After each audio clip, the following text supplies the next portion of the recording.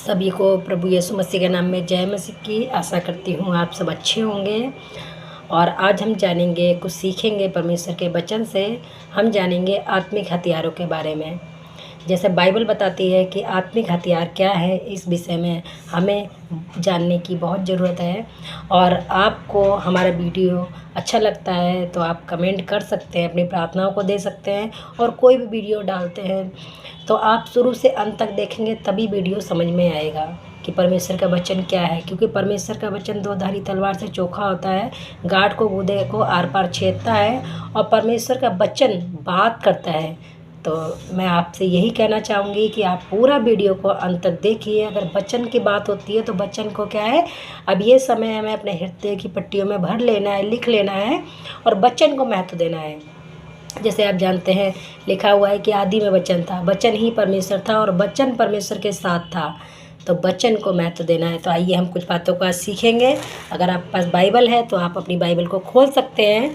हम देखेंगे आत्मिक हथियारों के बारे में, हम जानेंगे। इफिसियों 6 के 10 से 18 तक आप देख सकते हैं। पहला है, परमेश्वर ने हमें 6 आत्मिक हथियार दिए हैं।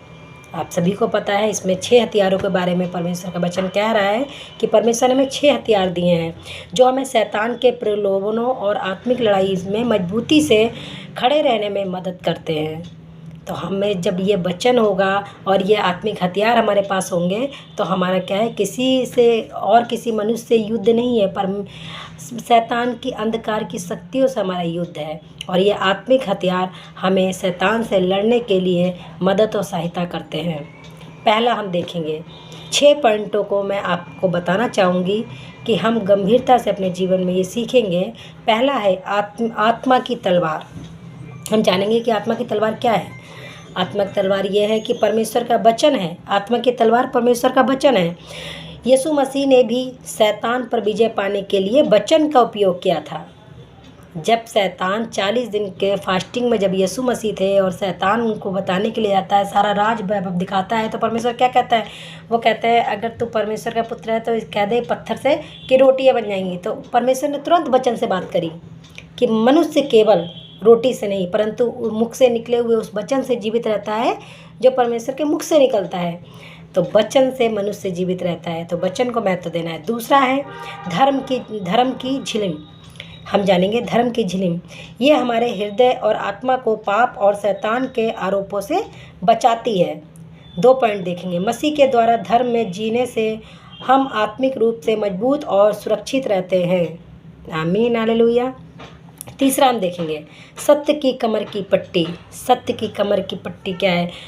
ये सब ये है आत्मिक हथियार। जब आप जानते हैं कोई एक सोल्जर होता है, वो युद्ध के लिए निकलता है तो वो एक भी अपने शस्त्र अस्त्र को नहीं भूलता है, अपनी पूरी कवच को धारण करता है ताकि उस पर कोई भी अगर अटैक करा जाए तो हम सुरक्षित रहें। वो अपने लिए सेफ्टी के लिए सब कुछ लेकर चलता है।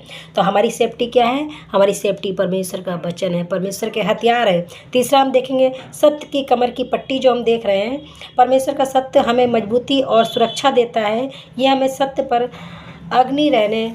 अडिग रहने के लिए, मजबूत रहने के लिए, ये हमें और झूठ को अस्वीकार करने में मदद करता है।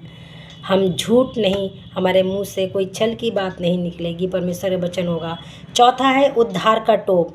ये हमारे मन को संदेह, भय और शैतान के झूठ से बचाता है।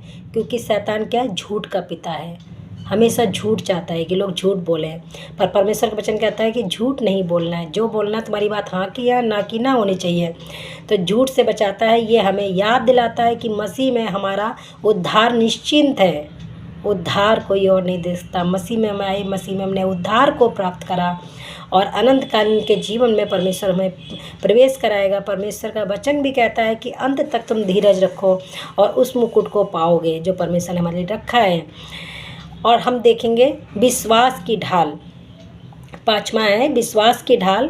ये हमें शैतान के जलते हुए तीरों और भय प्रलोभन से बचाती है। परमेश्वर हमें विश्वास में हर आत्मिक हमले से सुरक्षित और स्थिर रखता है। आमीन, हालेलुया। और हम जानेंगे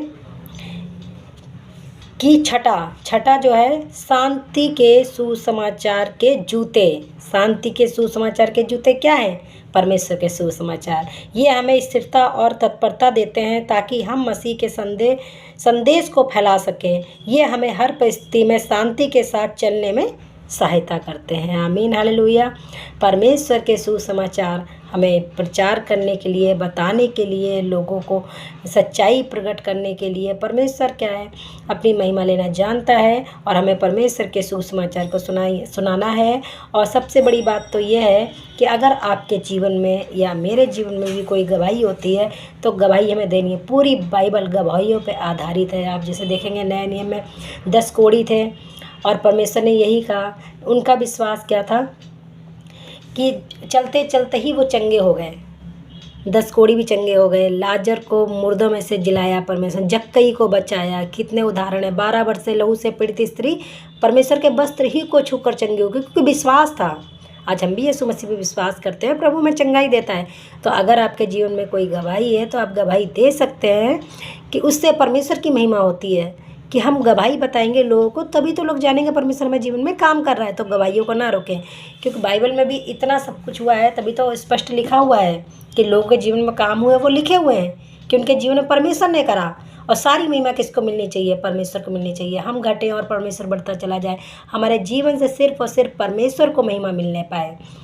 और हम देखेंगे लास्ट में यही मैं कहूँगी, 6 पॉइंट के बाद, ये सारे 6 पॉइंट थे, उसके बाद मैं ये कहूँगी कि अतिरिक्त प्रार्थना हमें क्या करनी चाहिए। अतिरिक्त प्रार्थना हमारी ये होनी चाहिए कि ये कोई भौतिक हथियार नहीं है, लेकिन पूरे आत्मिक कवच को शक्तिशाली बनाता है। ये हमें परमेश्वर से जुड़े रहने और आत्मिक रूप से जागरूक रहने में मदद करता है। आमीन, हालेलुया। तो परमेश्वर से अटैचमेंट हमारा गहरा कब होगा? जब वचन में भी समय बिताएंगे, प्रार्थना में भी समय बिताएंगे। तो प्रभु आप सभी को इस वचन के द्वारा बहुत आशीष दें। सभी को जय मसीह की। God bless you.